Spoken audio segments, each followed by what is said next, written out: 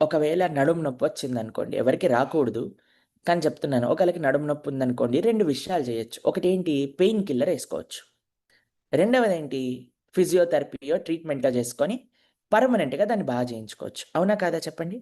Pain కిల్లర్‌లు ఏసుకుంటూ ఉన్నామనుకోండి, అది ఇంకా శరీరాన్ని పాడు చేస్తుంది ఒక సమయంలో.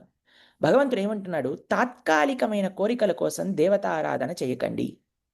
ఇప్పుడు చూడండి దేవతలలో కూడా మీరు చూడండి ఒక్కొక్కళ్ళది ఒక్కొక్క పోస్ట్. రకరకాల దేవతలకు ఒక్కొక్క ఇంద్రుడు ఒక పోస్ట్, బ్రహ్మ ఒక పోస్ట్. అలా ఒక్కొక్క దేవతకు ఒక్కొక్క పోస్ట్. ఆ పోస్టులు ఇచ్చేవాడెవడు? భగవంతుడు. కాబట్టి మనము టెంపరరీ రిజల్ట్స్ కోసం వీళ్ళని ఆశ్రయించొద్దు. పర్మనెంట్ రిజల్ట్ కోసం పర్మనెంట్ వాడిని లోకంబులు లోకేశులు తెగిన తుది అలోకంబగు పెంచీకటి నవ్వండెవ్వడు ఏకాకృతినై వెలిగుండో అతని నేసే వింతున్ అన్నాడు గజేంద్రుడు. అలా భగవంతుణ్ణి కానీ మనం ఆశ్రయిస్తే టెంపరీ రిజల్ట్స్ వస్తాయండి. ఇప్పుడు ₹1,00,00,000 ఇచ్చిన వాడు ₹100 హెల్ప్ చేయలేడా అండి? కానీ నా దగ్గర ₹100 ఉన్నాయి బాబు అనేవాడు ₹1,00,00,000 ఇవ్వగలుగుతాడా అండి?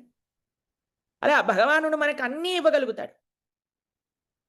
ఐహిక, పారలౌకిక, ప్రేమ, భక్తి అన్నీ ఇవ్వగలుగుతాడు స్వామి. అందుకే టెంపరరీ పెయిన్ కిల్లర్ అప్రోచ్ వద్దు మనకి. పర్మనెంట్ ట్రీట్మెంట్ అప్రోచ్ దాంట్లో కొద్దిగా టైం పడుతుందండి. ఆయుర్వేదం మందేసుకోవాలంటే కొద్దిగా టైం పడుతుంది. కానీ రిజల్ట్ పర్మనెంట్‌గా ఉంటుంది. ఫిజియోథెరపీ చేయాలంటే కష్టమండి. కానీ పర్మనెంట్ రిజల్ట్ ఉంటుంది.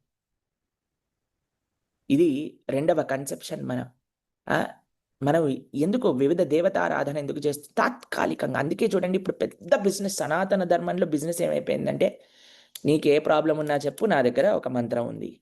నీకే ప్రాబ్లమ్ ఉన్నా చెప్పు నా దగ్గర ఒక పూజ ఉంది. కాదండి. ప్రాబ్లమ్ కోసం కాదండి పూజ.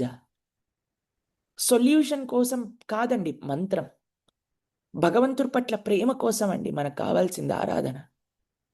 పిల్లలొచ్చి మన దగ్గరికి నాన్న నిన్ను అమ్మని నేను చూసుకోవడానికి ఒకటే ఒక కారణం మీ ఆస్తి కోసము అని అంటే తల్లిదండ్రులకి ఎంత బాధ ఉంటుంది చెప్పండి.